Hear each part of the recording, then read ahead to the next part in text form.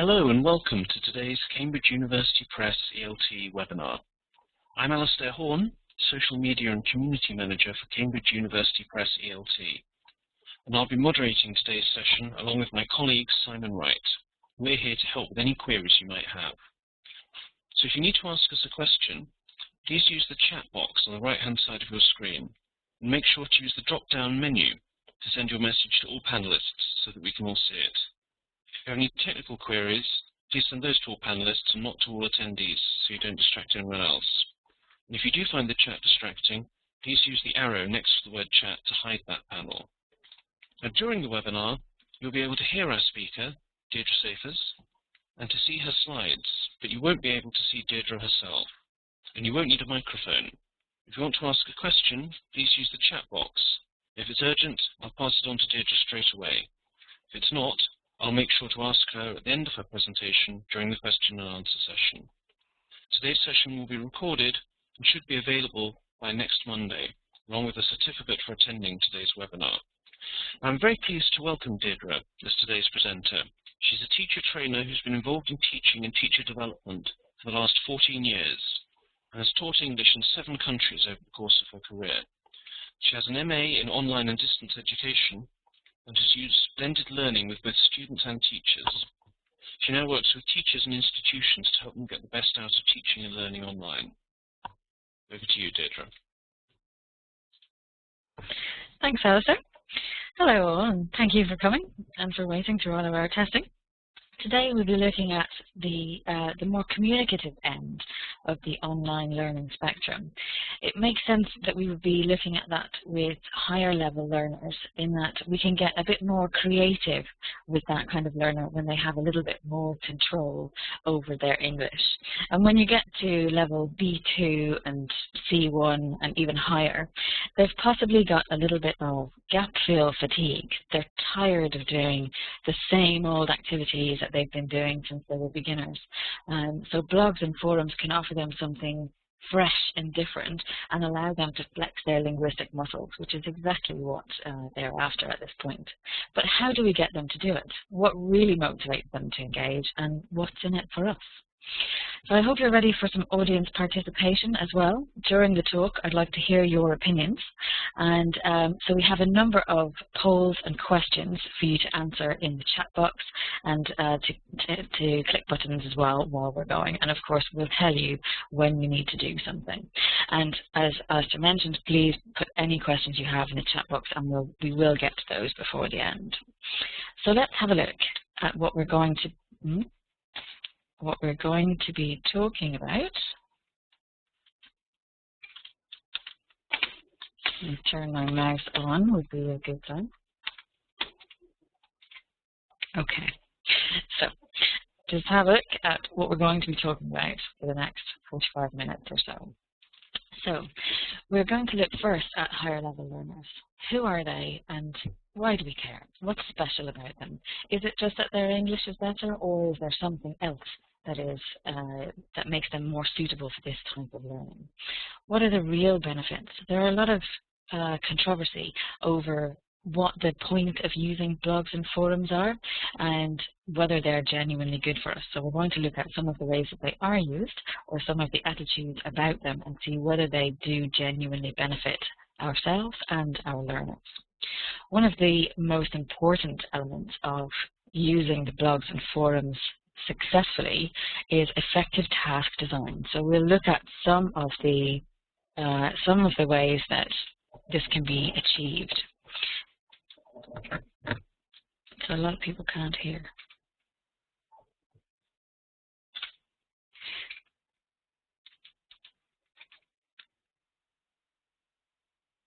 Okay, we're just going to have a quick go at fixing the sound here, but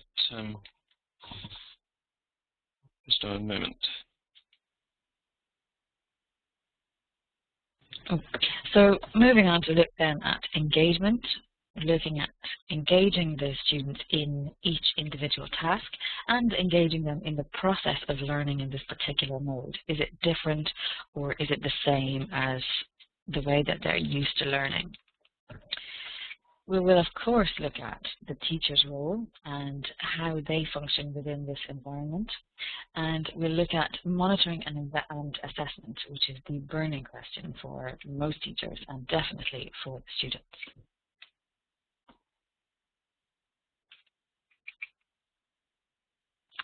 Okay.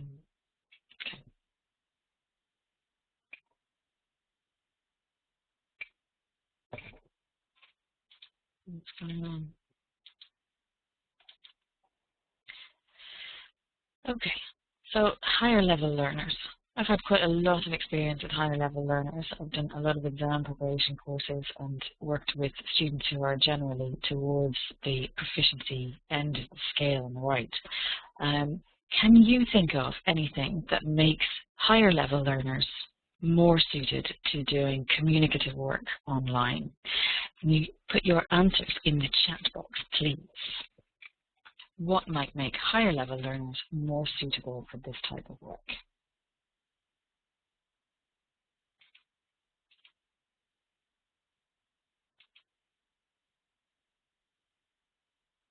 Okay, yep.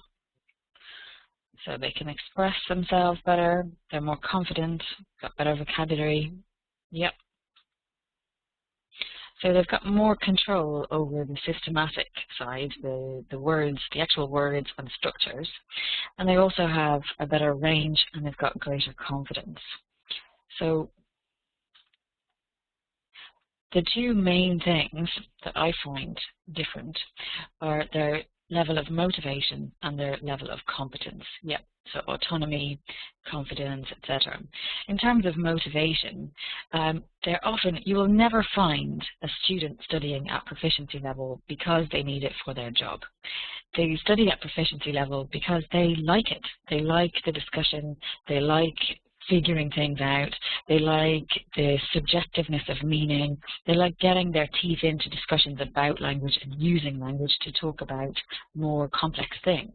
So yeah, they like English, they've got motivation to improve themselves, it doesn't come from outside. They additionally potentially have extrinsic motivation for gateway exams. By gateway exams, I mean the exams at the higher end of the scale, so CAE, FCE, CPE, these exams and IELTS band 6, band 7 and above, these exams can provide real changes to people's lives. Oh, it is job motivated and not. Okay. In the context where I work, it was a bit more personally motivated from that point. Okay. Anyway, from the students that I've had contact with, the exams can certainly mean that there are going to be changes, as we've seen in Holland and in Argentina. They're very important for finishing school, for getting jobs, for getting into university, for emigrating. These are really important things. So when you get to CET and PET exams, they're motivating, but if you pass, it won't make a huge change to your life. Yes, but the other ones, Naya, those ones will bring you towards something, a significant change in your life. And in terms of competence, they're not just better at getting a degree, they're not just better at the language, they're better language learners. So they have been doing this for a longer time. They've got the strategies, whether someone has taught them the learning strategies or whether they have devised strategies for themselves. They know how to learn. They know what works for them, what doesn't work for them. We've all had that class of beginners when they're all very enthusiastic, but they all talk at the same time and nobody answers when they're asked and nobody puts their hand up. And competence is not equal to fluency. Competence it's just another word for ability in general. So it could mean fluency, it could mean accuracy, it could mean range, all sorts of things. So they're better language learners, but they also are often people who are better at language. They most likely speak their own language better than someone who never gets past A2 level in a second language. So they have an intrinsic understanding of patterns, they spot the patterns more easily, they can figure things out more easily. So they're kind of not gifted, but they're definitely They have the skills to be able to do this. So we don't want to keep these people doing gap fill exercises and matching. We want them to stretch and give them opportunities to prove how great they are. And this is exactly what we can do with our blogs and forums. Okay, Alistair is about to open a poll for you, which means that you're going to have to answer some questions. So, real benefits.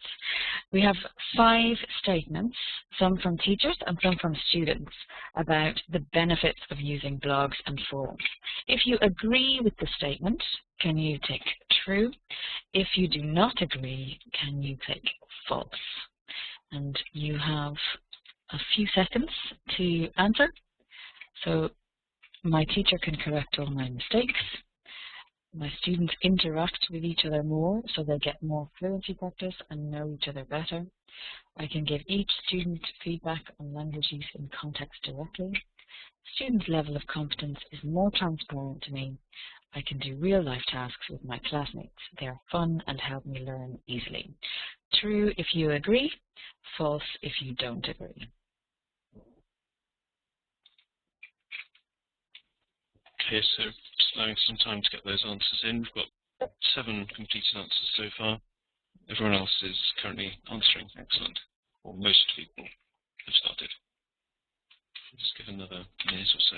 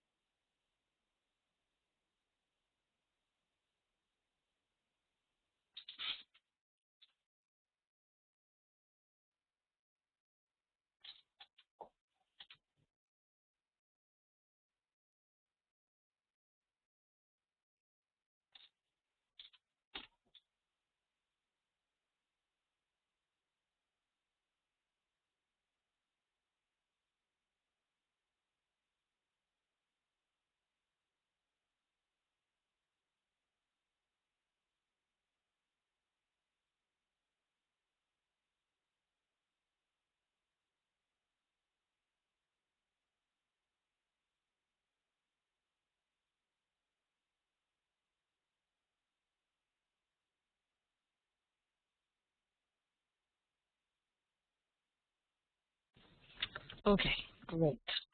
So I see some of you agree with me and some of you don't. All right, so the first statement is obviously from a student. My teacher can correct all my mistakes. Yes, my teacher can correct all my mistakes, but does my teacher want to correct all my mistakes? Probably not. Not least because it's a very laborious process. You have to correct them, you have to collate them, you have to communicate those to the students. You're going to do those individually. That could take you forever. And is that really what we're trying to achieve with these particular tools? So as we said, with our higher level students, we want to give them an opportunity to extend themselves and to make sure that they're being creative and imaginative and communicative. Correcting all those mistakes, which mistakes are you looking at? Is it grammar? Is it the odd preposition here and there? It's not really the focus of what we're doing. So if you only have one student and that's what the student really desperately desires, then yes, you could do that. But it's not one of the core benefits of using blogs and forums. So false, it would be my preferred answer. Okay, so we want more communication. So the teacher says, my students interact with each other more so that they get more fluency practice and know each other better. We have a 95% saying true, and this is exactly what I would like to see as well.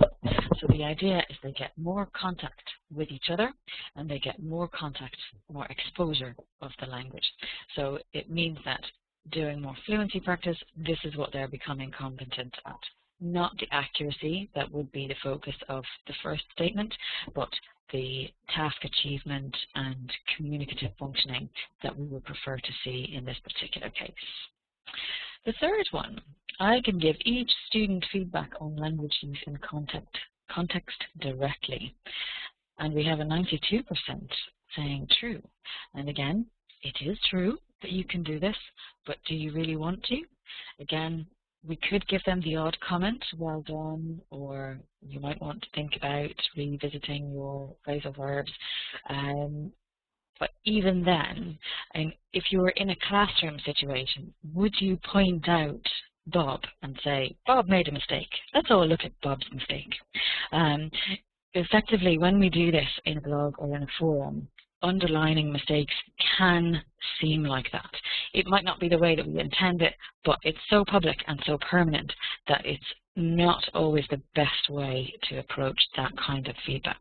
So what you might want to do instead is collect those items that you wish to give them feedback on and do something in the classroom rather than online, but do some kind of activity in the classroom that highlights the language use that went on during the week's forum activities or during the week's blogging activities, and you can work on the things as a class. And if you have one student who is really stuck on using the past perfect continuous, then give them exercises that they can do, and then you can work on that with them instead. So keeping things nice and safe. They're confident, you want to keep them confident. Their confidence is one of the best things that they've got. We need to make sure that that stays one of their main characteristics. So notice and use it later on to inform your teaching. Okay, students' level of competence is more transparent to me. True, 74% of you agree, and this is definitely true. We can see how well they're doing. But again, as with the last one, what you want to do is make notes on this and make sure that you are using that to inform your teaching in your subsequent face-to-face or live online teaching sessions. So you're using it, okay, everybody's really stuck with this grammar point, then maybe we better look at it again. Or everybody's doing really well with that, but this other point of appropriacy, everybody seems to be having problems with that, so we will focus on that instead. So it's a question of prioritizing what you do, so that when the level of competence is more transparent, it can really help you to focus your face-to-face time with them. Okay, and the last one. I can do real-life tasks with my classmates. They're fun and help me learn easily. 92% of you agreed, and I agree as well. Real-life tasks are really important. Do things that they would do in their real lives. In the same way as we run our classroom activities, we should run our online activities. Real-life, fun, they communicate with other people, and they help you to learn easily.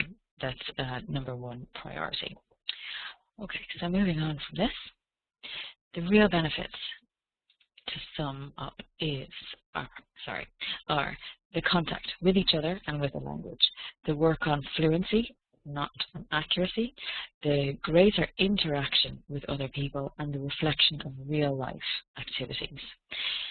Some things that people have focused on in the past are correction of discrete items, feedback in public, which we don't really want to do, and work on accuracy, which we can do in other ways. There are countless online workbooks out there that will have them work on accuracy. We are totally irreplaceable in terms of helping them to develop more fluency and appropriacy, things like that. So we need to work to our strengths. Okay, so why do we do it? We've just talked about it. And how do we do it? We need to look at motivation as a key factor. And feeding into motivation, we have tasks, the task types. They need to be appropriate to our learners' age group, the level, and their interests. We need to be able to set up those tasks properly, so with all the right elements, so that they know exactly what they're going to do and how they're going to do it. We need to assess the right things, so we're looking at their communicative function rather than discrete items, for example, and their engagement with the process of learning. So do they have a positive attitude, positive behavior? Do they demonstrate that they are fully engaged with how this is happening, not just on a task-by-task basis, but on an overall way?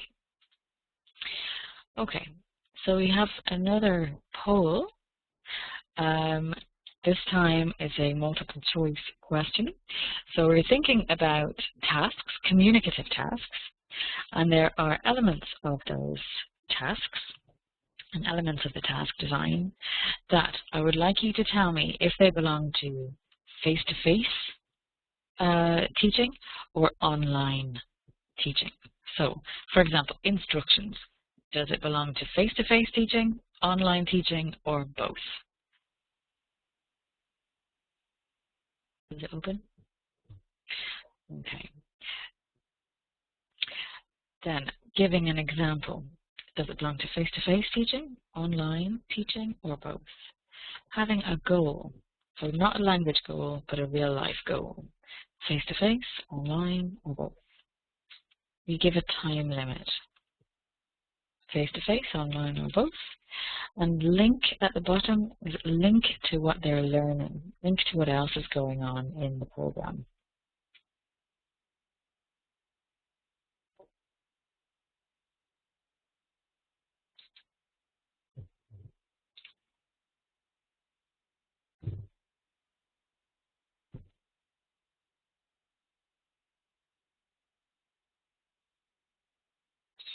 And the results are coming in.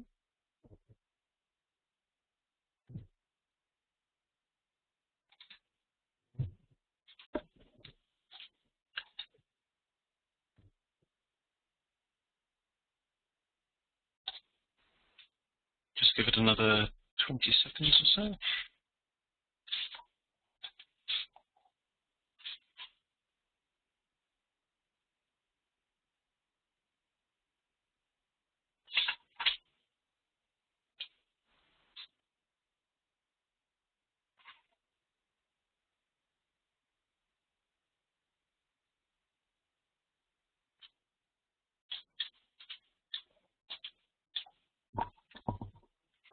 Okay, great. So, instructions, a very important beginning, and they go in both face-to-face and online.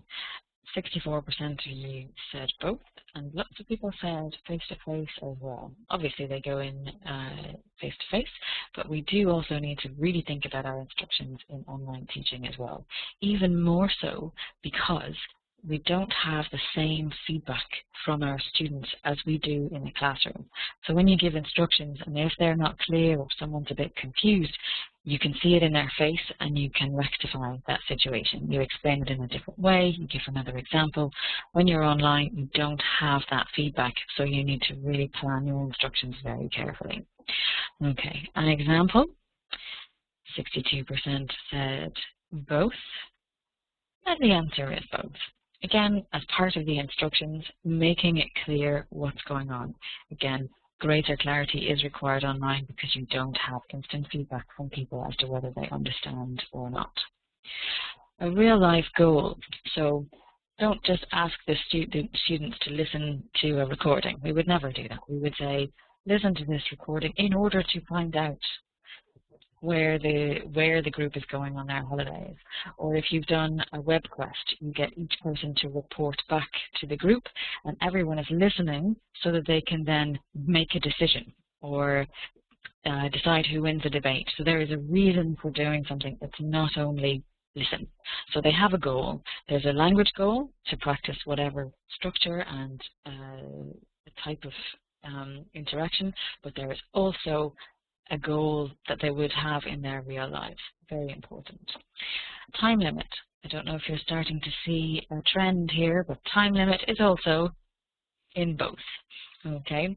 Now, 42% said both, and in actual fact, there is a difference here, but it's possibly not the one you think. So in a face-to-face lesson, you've done all your language input and they've done a bit of practice, and now you're setting up a mingle activity. How long would you set that mingle to last? Maybe 15 minutes at the most. Online, you'll never set an activity to last for 15 minutes, but maybe a week.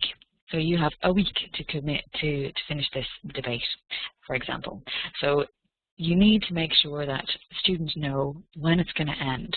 So in the same way that in the classroom, you wouldn't leave students to be confused for any length of time, or if it's a topic that not everyone enjoys, they will still do it because, okay, it's only 10 minutes, and at the end, it'll be finished and we'll have learned something. The same principle applies online. We can't just leave them indefinitely to do something. Also, you need to know when you can come back and reasonably expect that everyone has contributed. So time limits allow students to know what they're going to be what they're going to be doing, how long it needs to go on for, what's expected of them, and it allows you to have a time frame for assessment, for monitoring, and for encouraging people. So you don't need, on day 6, you're not going to be encouraging everybody desperately to get in and contribute to the discussion, because it's effectively nearly over. You want to encourage them on day 2 so that they've got enough time to say things that are interesting to other people, to respond to other people, etc. And a link.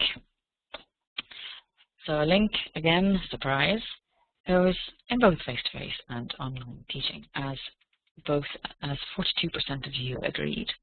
So linking it up, there are sometimes, write a blog post every day. Well, about what and why and what am I thinking about? There needs to be a genuine link between what you're expecting them to do online or any communicative activity and with what they're doing in class. You wouldn't necessarily discuss family connections in language input section of the class and then ask them to talk about education systems. It doesn't match up, it doesn't link. So you need to have that same link between online and what's going on in the classroom in general as well. So in the chat box, are these tasks any good? Write a blog post every day until your exams. Discuss architecture. Write your opinions here and ask your classmates for theirs. Are they any good? Yes, no, and why not? It was a little bit of a trick poll, apologies.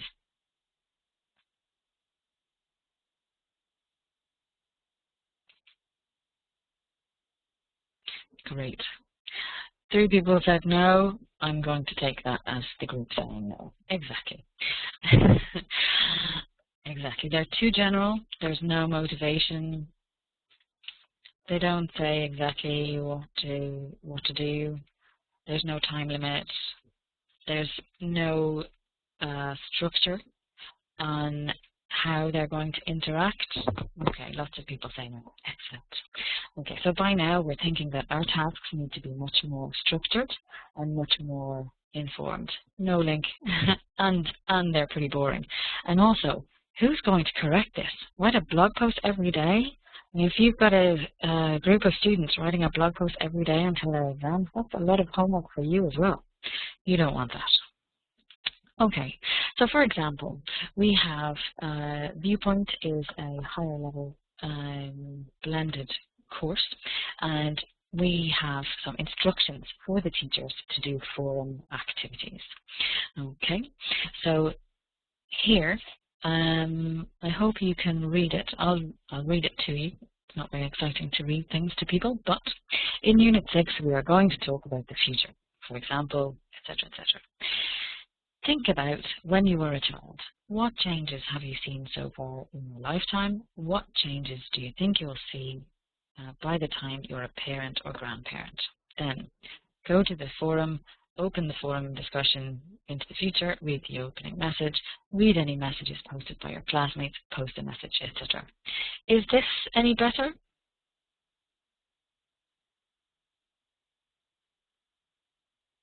Excellent. We've got thinking prompts. Yeah, what else does it have? It's precise and clear. Okay. It defines the interaction a little bit, structured. It's got learning aims. Yes. Does it have a link? It has a link to real life. Yes. Does it have a link to current study? Yes, it does. In Unit 6, we are going to talk about the future. So it's very specific. It's very clear what the point is. We know that the students are going to talk about these things. They have lots of prompts if they don't have any ideas. And it also links very, very clearly into their current study stream. There's one thing that is missing. What do you think it is?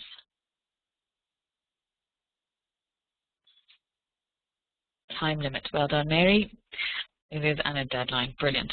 So What's missing is the time limit, and obviously this is a teacher's book. We can't set time limits for all teachers everywhere because we don't know what contexts they're in, how long the students have between classes or not. So this is something that the teacher still has to think about. They need to think about the time limit, but it's not provided for you here because it's going to be specific in every situation.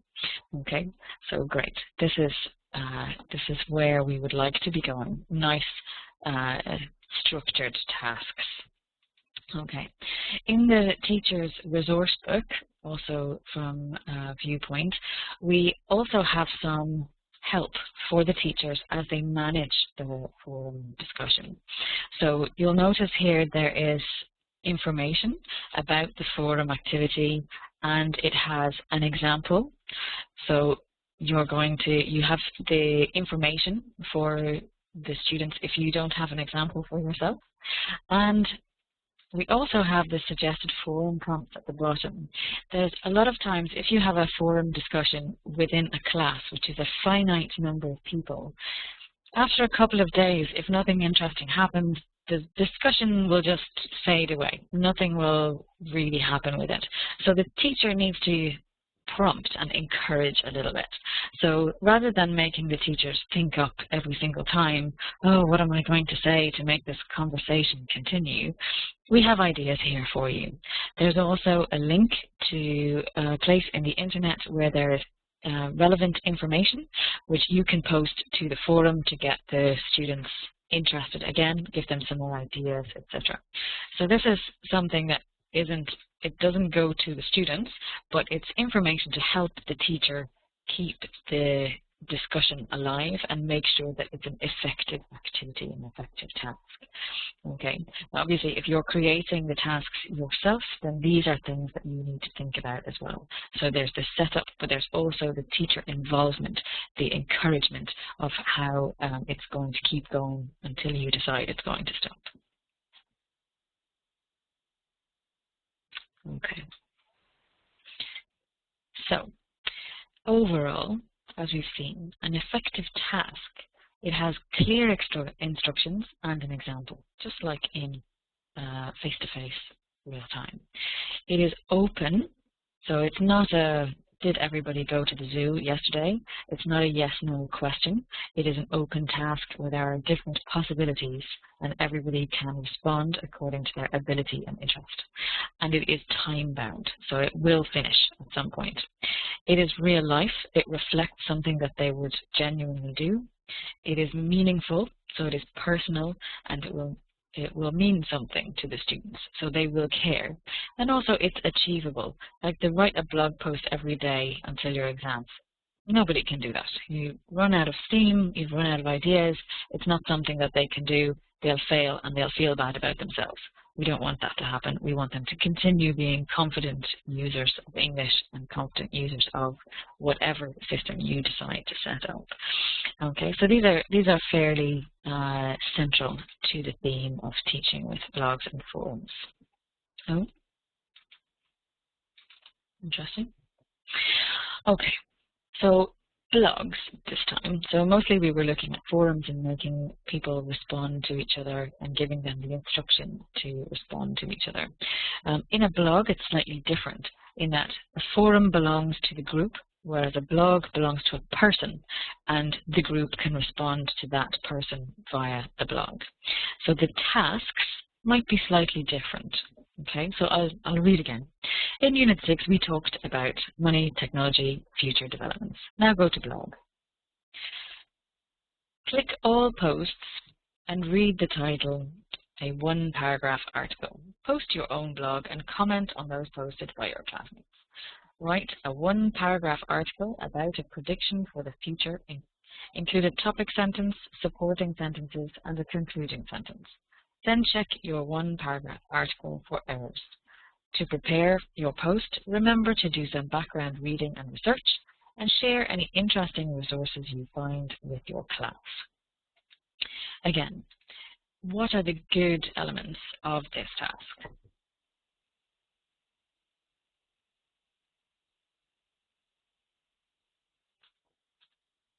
Clear instructions,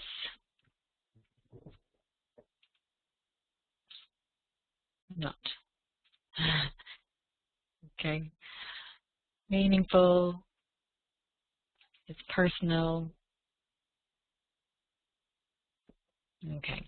It's also very specific in that I'm not asking for an essay, I'm asking for one paragraph. And again, it's missing the time limit, the deadline, because that is more appropriate for the teacher to decide in each context. And again, we have the same support as we have for the forums. So there's the example to help you. There's suggested resources and links to the internet. We also at the bottom have a feedback focus. So check that students use modal verbs with adverbs, because this is after they've studied Unit 6, and check that they can structure a paragraph with topics, supporting and concluding sentences. So at this point, we're actually looking at, are they applying what we studied in this unit? So it's linking it in really, really strongly with the topic and with the language that they've studied. So even if you're not using Viewpoint, it is something that you need to consider when designing your tasks and assessing them afterwards. Okay. Moving on. So a good blog post. As with a good forum post, there are several things that you need to consider. I had some teachers recently who found that this was quite useful. So there are different elements. One is that it addresses the task. So it answers the question, basically. It expands the idea. It invites comment, and it is personal to the writer. So it's not just something that you write a paragraph about and then leave it. It's growing information. And because you invite comment, there's discussion and the ideas can grow within the blog. So it's an important community building activity. And the post, again, thinking about it not being an isolated item, but being something that invites discussion and expands and is real and meaningful to the people writing and reading it. Okay, so looking at a forum, we have an online teacher training course, and in this one, the actual topic, the actual task is in the Talk About It section. So here we have, what benefits does the Touchstone Online Workbook offer to you and your students? This is a sentence that is writing. This is a sentence that it's just a question. It's not somebody asking a question. It's just a question, and it hasn't invited any comment. Because it's not written from a person, nobody really feels like they need to answer it. There's no social pressure. In this one, Talk About It. Which tools do you think will be most useful in your teaching? And someone has responded. But again, it's not really going anywhere. No one has responded to them. So the teacher has said, should be fun. I think the students will enjoy using the pen tool, challenging each other to get all the answers correct. Maybe one at the computer typing and another with the pen. Teamwork. It would be useful. It's definitely a good answer to the question, but it's not very discursive. So the teacher has answered the question. She has added some information, but the idea hasn't really grown. And she hasn't asked any questions that would invite comment. So these are the three kind of key things in a forum: is answer the question, add some extra information, and ask another question, which are slightly different from the 4 elements of writing a blog. But again, the principles are very similar. It should be personal, it invites discussion, and it's not an isolated piece of writing. It is part of a bigger discussion. Okay, you'll notice on the right-hand side, don't worry, I'm not going to read that or expect you to read it, but this is a more successful task. And you'll notice that it's a more complex task. So there is a question there, but the teacher is involved in the discussion. So this this paragraph here are the instructions. So it's not just a one question, it's a task. It's a very different notion. And there is a lot more response. And later on, the teacher is involved again, commenting on what people are saying. So as I think I thought, it is much easier to get students involved in and keep students involved in using blogs. And we'll look at the form bit again later on when we come to the questions and answers. So far, we have looked at engagement on a task level. So all those ideas with the proper task design, using the right instructions, being very clear, the teacher's personal response, all of that helps each task individually to go well. What we also need to look at is the process of learning. So it's not just about, are you talking in this forum, but are you engaging properly with the blogs, with the forums? Are you using the right ideas, and are you engaging in deep learning rather than strategic learning and just ticking the boxes so that you pass? So one way to approach that is with portfolio. I'm not suggesting that anybody takes on portfolio assessment, but we could borrow some of the ideas from that. So we can, with portfolio, at the beginning of the course, you have a dialogue with students and you set their objectives, their short-term objectives and their long-term objectives. What do they want out of this? Why? What motivates them? How are they going to go about achieving those? You'll need to put can-do statements. So I'm sure many people will use the Common European Framework who would have the can-do statements. Make sure that it's not yes or no questions, but that it is something that is gradable. So I can do this very well, I can do this well, I'm not so sure about this, this part is very difficult. This is something that they can measure their progress through rather than having to make a big decision with yes, I can do it, or no, I can't. And if they decide yes, they can do it, then they're not using the, they're not really going to try to improve that point. In portfolios, students choose evidence rather than the teacher assessing absolutely everything. So for example, if you've had the students do a blog every week, do a blog post every week for 10 weeks or 20 weeks or however long your semester is, you don't really want to correct 20 blog posts and the comments attached. So you ask the students to pick 5 pieces of evidence, 5 pieces of writing that they will then submit to you and write a rationale about why those 5 pieces of evidence show how great they are. So there's a final write-up that goes with those as well. But in all of this, you remind the students entirely and all the time why they're doing it and relate what they're doing back to their objectives. So there is a link not only with the ideas in the course or with the language in the course, but also with the personal objectives of each individual. And that's something to set up at the beginning of the course, and then you just refer to it as you go through. Okay, so the teacher's role. What is our job? So, as we mentioned, we need to enable the tasks and enable the behavior. So we need to set things up properly and clarify what they need to do. We need to encourage them. We respond to the task and we respond to the individuals. We invite people, particularly reluctant people, to contribute, particularly if they're not managing to write in their blogs. We need to maybe write a comment on the previous one and ask them to continue. Exactly. We can't expect them to be dynamic all of the time, so we need to encourage and make sure that we are showing them that we're paying attention. If the student thinks that we're not listening, they will stop doing the work. So in order to listen, we need to show them that we are present.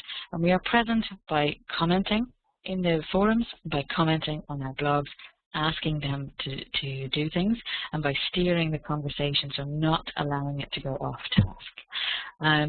We need to appreciate them, so congratulate them on doing well, not just point out mistakes, but congratulate Well done. That was really good. I loved how you discussed all of that. We monitor, we pay attention, we take notes of their areas of difficulty, and we work on those in our live sessions. And feeding back, again, in the live sessions, not necessarily directly online, if that's the kind of feedback that they can get privately using any automatic marking system. And then, of course, you move it on. So again, showing teacher presence, summarizing what they're doing, and then moving on to the next thing. Okay, in the process of learning and the setting up of good attitudes and behaviors, there is the dialogue. So it's not just the teacher telling the students what to do, you open a dialogue with them. How do we think this is going to work best? And again, higher level students, they're a little bit older, they are much more engaged if they have a bit more control over how things happen. They set their goals. You can be quite sneaky with this in that you can decide what the set of goals that they can have is, and they can choose goals from that. So there is an element of choice for them, but there's also an element of control for you. You need to train the learners also. They're not going to be used to checking their own goals and deciding whether they can or can't do things, or matching up their activities to what they're doing, or correcting themselves. So there is a weight of responsibility on the teacher to provide training for the learners so that they become more effective at what they're trying to do. But that's something that we work through in all sorts of teaching, not just working online. And then the guided self-assessment. So using can-do statements, what does it mean for them, how do they go about it?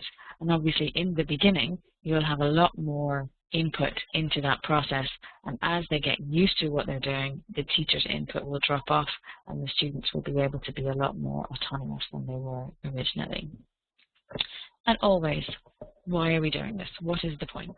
It is for this goal, we're working towards that objective.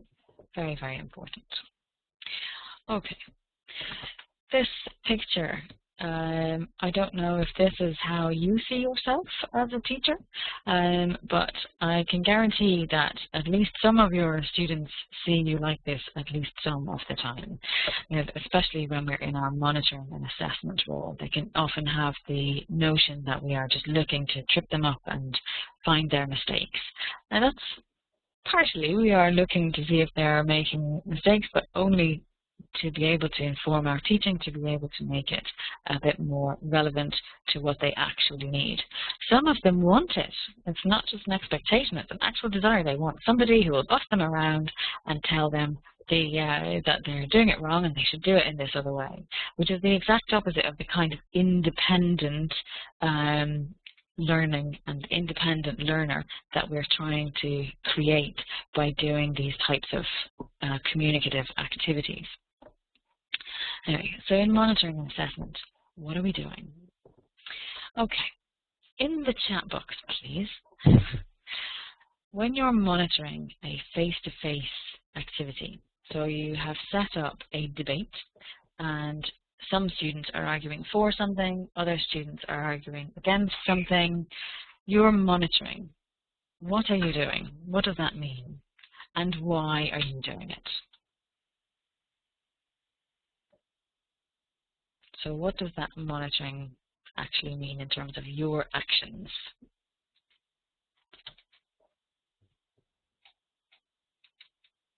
Listening to collect common mistakes, definitely. Yeah, ask questions. Anything else? Check how engaged they are, absolutely. Checking their communication skill, yes. Yeah. Noting down issues or key phrases. Controlling participation, yeah.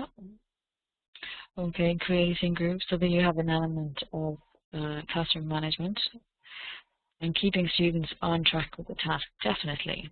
Okay, so all of the things that we mentioned in the teacher's role during a task, keeping them on task, taking notes, looking at issues, giving directions, and also if you've got a group with one shy person, you're going to ask them what their opinion is, draw them out of themselves, and making sure that everyone is participating, not just the most confident ones.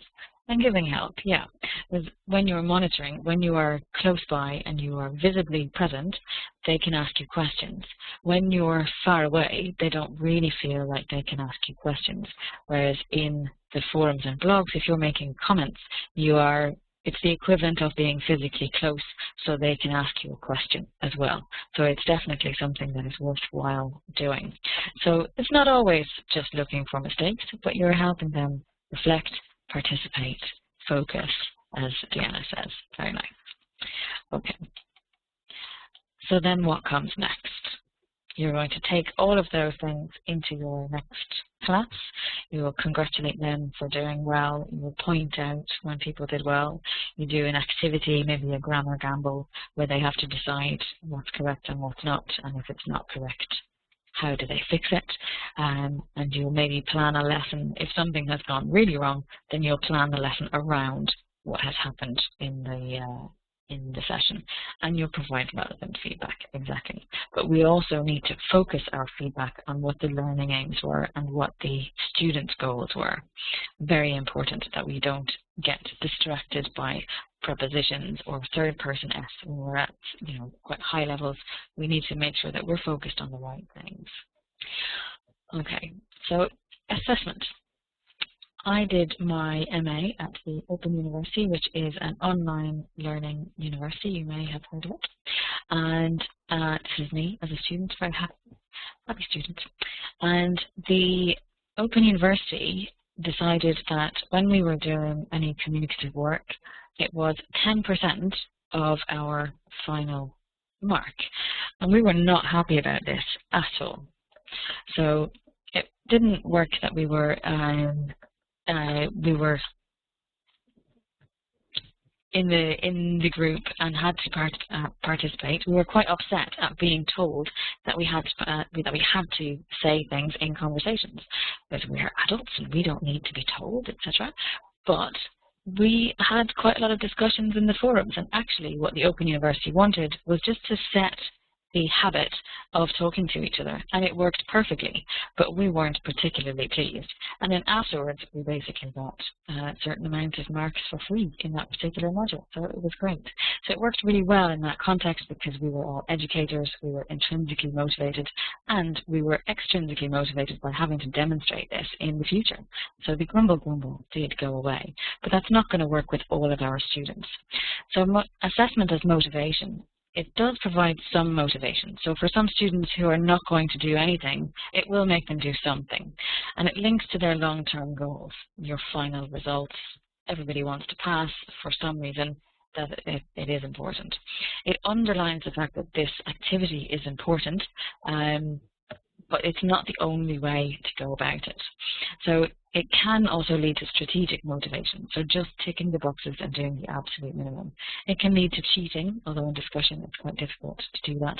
It can lead to low personal investment in the activities, and as a result, only surface learning, so not something that they're going to really internalize and keep forever.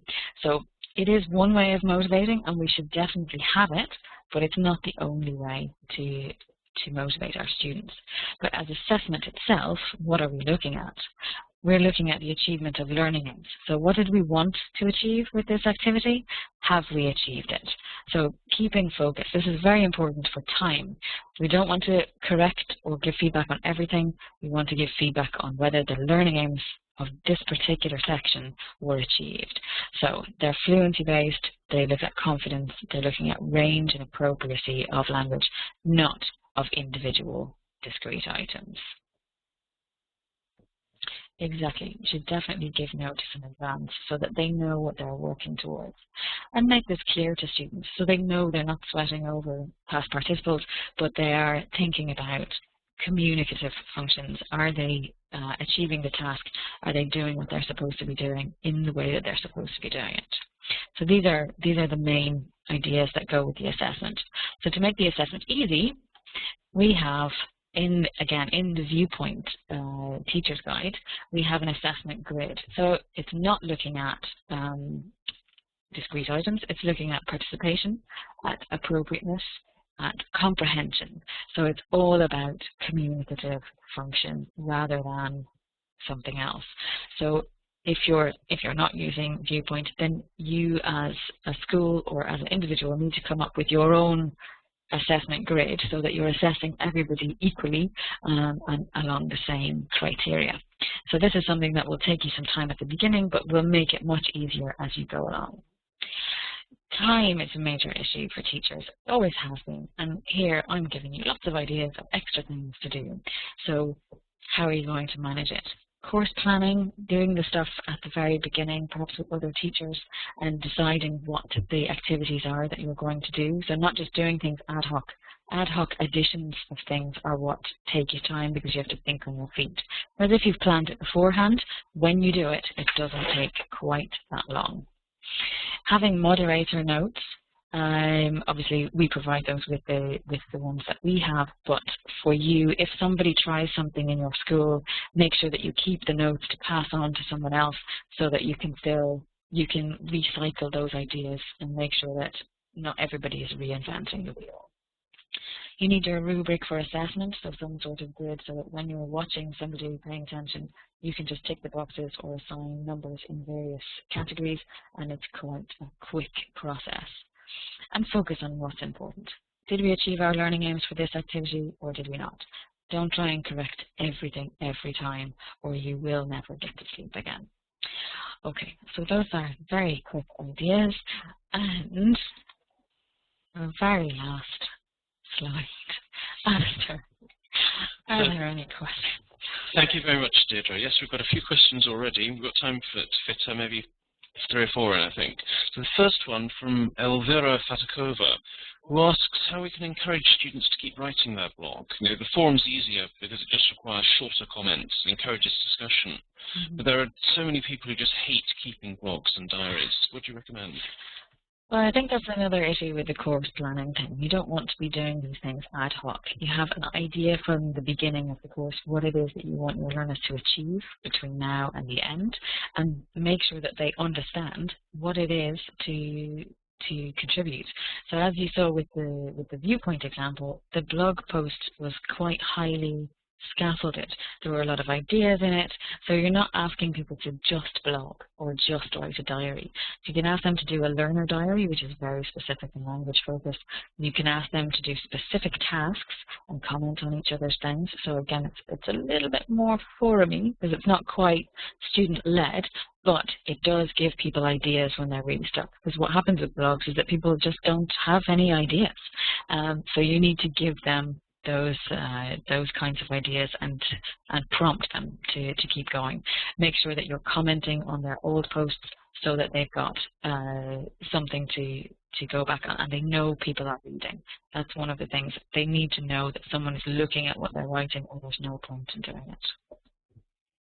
Thanks. Got another question now from Rafe Sob Azab, who says, how can we get students engaged in such an innovative way of learning while they're stuck under an exam and textbook-based learning and educational system?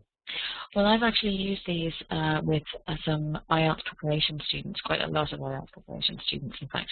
And as long as you create the tasks that reflect the exam tasks that they have to do, it will definitely motivate them to do it. So things like that particular task that said, write a paragraph with a topic sentence and the extra information, etc., etc. That's what the examiners are looking for in formal writing, in the essays, in IELTS, etc. So relate the tasks that you want them to do to the tasks that they will have to do in the exams, and be really, really clear with them. Show them how and why it helps them to do different minor sub-skills in each of the exam papers, and that will definitely bring them in. Thanks. I think we've got time for at least one more question. So from Diana Rodriguez, who asks, how much time do you think should be given for reading and research and then a writing task with a blog? How long is a piece of string? How long do you have between your classes? How long do you want the students to do research? How much research do you want them to do? Is it a course-based? If you just want them to go and research one website that you've already decided on, you can get them to do the research and the contributions within 1 week. And if they've all got something to research and come back, then they can definitely have a discussion within a week. If you're trying to get them to do that kind of thing in a couple of days, then I think it would be quite challenging for them to get the work done. Because you have to remember that these are not just doing English, they're doing other subjects, they have part-time jobs, or full-time jobs and families. So there is a definite consideration there. I would generally, as a rule of thumb, go for a week. An activity is a week-long thing, and anticipate about 4 hours of work from them in that week. Thanks. I'm going to squeeze in one final question from Susanna Asatrayan, who asks if you could just clarify, please, the difference between the goal and the objectives of the lesson. Okay, so learning objectives are essentially, so I want, by the end of the lesson, my students will be able to use the present perfect continuous to express idea 1, idea 2. They will also be able to use this set of vocabulary, and they will have discussed these in relation to a particular topic. So it's very language based. A goal, on the other hand, is a reason for doing something. So we're doing this in order to decide what to do. So you get the students to do research on different locations. They come back and report, and then between them they have to decide where they're going to go on holiday together. So the goal is decide on the holiday destination together, so that it's a real life reason to do something. And the language, learning objectives come in over the course of the task, but the goal is the real life thing, the learning objective is the languagey teachery thing. Okay, I'm afraid that's all we've got time for today, but many thanks, Deirdre, for such an interesting session. And we'll be back in 2 weeks' time, on October the 14th, when Deirdre will be joining us again alongside Ricardo Morales to talk about models of blended language. You can sign up for that on our news and events page, which my colleague Simon will be posting into the chat box now. And don't forget that we've also got webinars coming up later this year from Michael McCarthy and Herbert Bukta, plus many others. You can sign up for all of those right now. Thanks very much, and I hope very much we'll see you again in 2 weeks' time. Thanks, everybody. Thanks, Deirdre. Thank you.